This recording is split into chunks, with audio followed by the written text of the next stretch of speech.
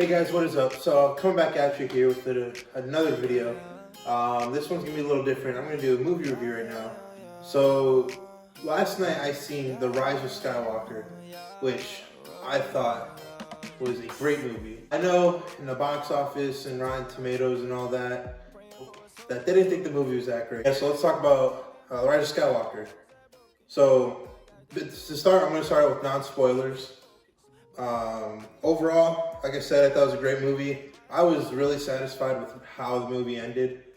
I don't want to say too much, but I know that there's going to be more, obviously, because it's Star Wars and Disney doesn't want to stop making money. So the visual effects with the practical effects, again, Star Wars is known for having practical effects a lot, even though we're in this day and age where everything can be by computer. I thought J.J. Abrams did a good job mixing them both. And there were a lot of cameos and Easter eggs in this movie that I truly loved. This next part is going to be about spoilers. So if you haven't seen the movie yet, this is where you want to click off. And we'll be talking about the movie, details, plots. So we see the movie starts with Kylo Ren just going on this rampage looking for something. And then we see that he finds it. And it's this little pyramid that leads to the Emperor. And some people are just wondering, like, how's the Emperor alive? We see him die. We see that explosion at the end of Return of the Jedi. And I was watching a video, and they were explaining how J.J. Abrams in The Force Awakens was starting to open up this path on how we can see the Emperor. And then Disney didn't hire J.J. Abrams for The Last Jedi. They hired another director. And he kind of just threw that idea out the window for his movie. And now J.J. Abrams, again, directed The Rise of Skywalker. So he brought that idea back. So we didn't really get to see the development of how Emperor Palpatine survived that. Another question I had was about Rey. We've seen her use it twice, Force healing. Yeah, I just want to know how that works. Because obviously it's the Force, anything can happen. So you can really just throw it in there. But I would love an explanation how it works. Another question I had, so we see at the beginning of the movie, Finn has this thing he calls his feeling or his gut. So the first time it happened, I was like, yeah, whatever. And then the second time I was thinking, okay, he keeps talking about this feeling. And then we see at the end of the movie that when Rey dies, we see that he feels that. And he knows that something happened. He doesn't know exactly what it was. So I'm assuming that he has the Force, or midichlorians, as people who like the prequel would put it. So I want to say that he's a descendant of Mace Windu. But the only thing is that in the Jedi Order in the prequel movies kept pushing on not loving because it would just lead to troubleness. And that's why Anakin therefore became Darth Vader. But it would be really hard for me to believe that there was another Jedi who loved, because we even seen Obi-Wan, he had some sort of relationship in the Clone Wars, but he was able to give that up to be a Jedi, to be a peacekeeper, because that's who these people were. They couldn't attach feelings to other people. So if he was a descendant of Mace Windu had to have an affair with someone.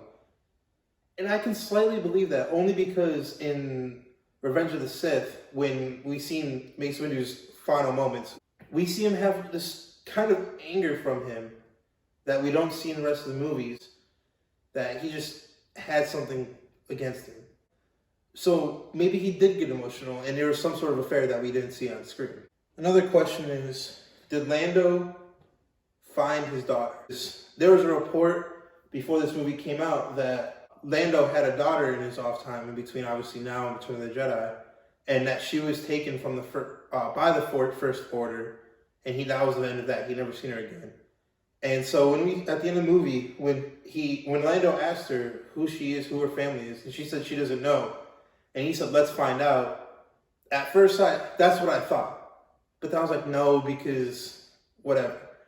And then I seen that there was a report before the movie came out that Lando did have a daughter that was taken. So that's my theory, is that her? We don't know yet. So let's talk about some of my favorite scenes. Obviously, the opening scene, I already talked about it. When he goes search for Palpatine. I love when we see Kylo arrive to Exegol, we hear all these voices in the head. And I just love the scene because then you see all the different Siths that we know of, that we've seen, that we heard before in Rebels, in Clone Wars, and in the movies. And my favorite one, James Earl Jones' voice. He just has such a powerful voice that when he arrives as Vader, it just gives you chills when you hear his voice in the theater. And then you hear Palpatine, which is what we did know because of the trailer. Even when we see him, he has the hood on. He looks old because he is old, but he had this zombie-ish look to his face where his eyes were white. That again, it was just an appearance that you knew, and I just loved that scene altogether.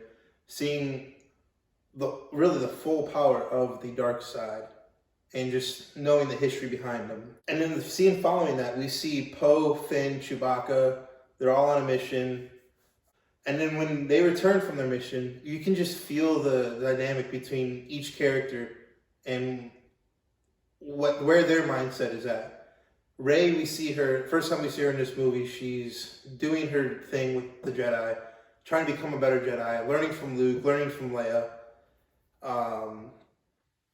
And we can just see that right now that's her passion and her focus. And then when they get back, Poe brings it up because he's obviously very upset because they need her in the field, which is what he says. And that's not her focus. So we can just feel the tension between them. And then we see Finn and Rey. Finn, we never really get any confirmation that there's a relationship there or feelings there. Another scene I enjoyed was them on Kijimi. I love how they introduced Lando's character, and it just was kind of that cool guy entrance where you just see him shoot the bow and save Rey and friends from the First Order after you think they're caught, and then he comes, he takes off the mask, and it's Lando. You kind of do feel that though, because of his entrance from Return of the Jedi, how he was masked, and then you were able to see at the audience that he was wearing a mask. You kind of knew it was him. And when it was him, you just, in the audience, you felt like a sigh of relief almost, but also excitement because it's another original character that we see in this in this new trilogy. So later on in that scene, you see everyone found the ship that they're going to escape from. But Rey, she has this feeling, so she walks out into the middle of the desert and just kind of standing there. Everyone else doesn't see anything, so they're all trying to get Rey. Chewie goes after Rey, but he gets caught by Ren's guards. And we see Chewie gets put into a transporter. Finn sees that, and the transporter flies away. So Finn runs to tell Rey that the transporter's flying away and that Chewbacca's on that. So I love the little battles between Kylo and Rey. You see it there in Kijimi, where the battle over trying to stop the transporter. And that she truly does have the power of the Sith inside of her. We see her use a Force lightning, which I believe was either in the Clone Wars or the movies that they say that's only the power of a Sith. Because we've seen Palpatine have it, we've seen Count Dooku have it, but then we also see it again when Rey's in Kylo's headquarters and they start battling when Kylo's looking for Rey because he needs to confront her. And they're looking for Exegol on one of Endor's moons, the crash site for the Death Star. Rey and Kylo again have another lightsaber battle there. We can just feel the tension, the anger that she's building up. That if you watch the movies, of course, you see in Revenge of the Sith, that's what took over Anakin. And then at the Return of the Jedi, you see the Emperor trying to get Luke to use that to help him become one of the dark side. And so we just see throughout the movie all this anger building up for the Emperor. And obviously there are a lot of parallels between this movie and the other movies. I truly thought she was going to kill Kylo Ren right then and there. This next part, the start of the third act, to the part where Leia starts hearing all the Jedis, I did not like. I just thought it was all thrown together, and the pacing of that, like that 20-25 minutes, was absolutely terrible. It just all was going too fast and too slow, too fast, too slow. They were just throwing ideas in there.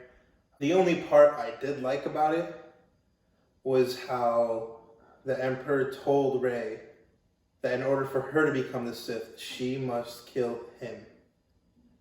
And in my mind, it was just blown. Because I was thinking like, oh, this whole time she's going to kill him. That's going to be that. That's going to be the end of the Sith. But the generations of the Sith in Palpatine would be passed on to Rey after she would kill him.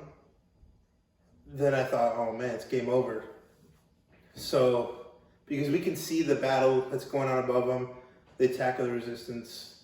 And again, this is the parallels I'm talking about, because it's just like how Luke was watching his friends in their space battle at the Return of the Jedi, when Luke was on the Death Star with Palpatine. Palpatine wanted him to release his anger.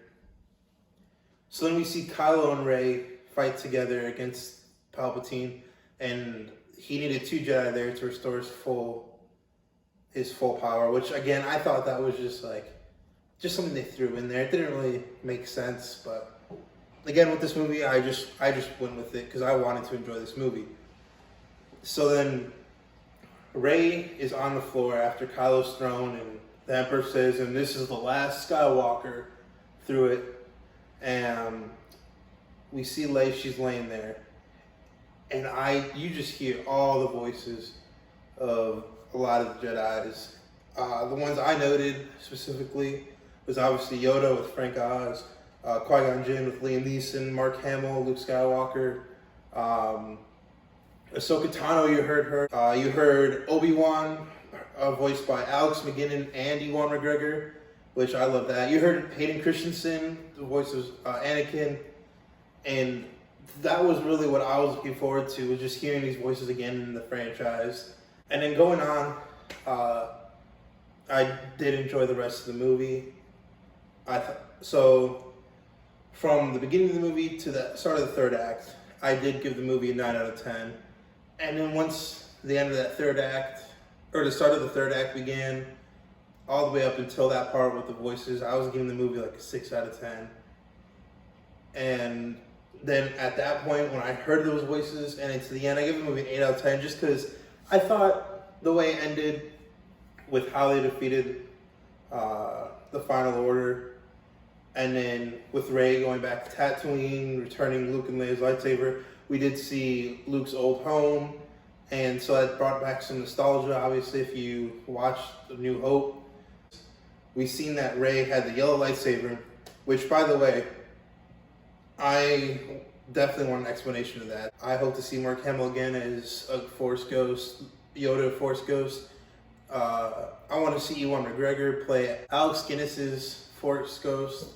I think that would be cool. Also, Hayden Christensen coming out as a Force Ghost. Even Liam Neeson, he's old now, but you know Hollywood. We've seen that they use CGI to get a young Luke and a young Leia. I thought, obviously, R.I.P. Carrie Fisher 2018, but I loved how they ended her story, how she became basically at peace, and that's how Kylo Ren became at peace with himself. At long last, claiming the name Ben Skywalker. Also, after meeting Harrison Ford again, which is another nice cameo we've seen, return as Han Solo, because everyone knows that the reason why they killed him off in Force Awakens was because he didn't want to be part of the Star Wars thing anymore. Harrison Ford just wanted out of it. But I did find it nice that he did agree to come to this movie for the small little cameo. It was nice to see him one last time as Han Solo. I do give J.J. Abrams credit, though, for this movie, because obviously when they started filming this movie, Carrie Fisher had passed away at this time. They took leftover scenes from The Force Awakens and The Last Jedi and of Princess Leia. And that's how they kind of wrote around that to keep her in this movie without having to CGI her, which I thought was great. So overall, those 3 scores from the 3 sections that I split up is a 7.6 out of 10, which I think is decent. Rotten Tomatoes, I think, gave it around a 58% so far out of the fans who voted. I want to thank you guys for watching. This is my first review, so obviously it's going to be a little choppy. I don't think I prepared myself well enough, but I think I did decent. If you guys liked it, please give it a like, subscribe, share, do whatever. Help this channel grow, please. If you want to see more content, let me know in the comments. All right, I just want to thank you guys for watching.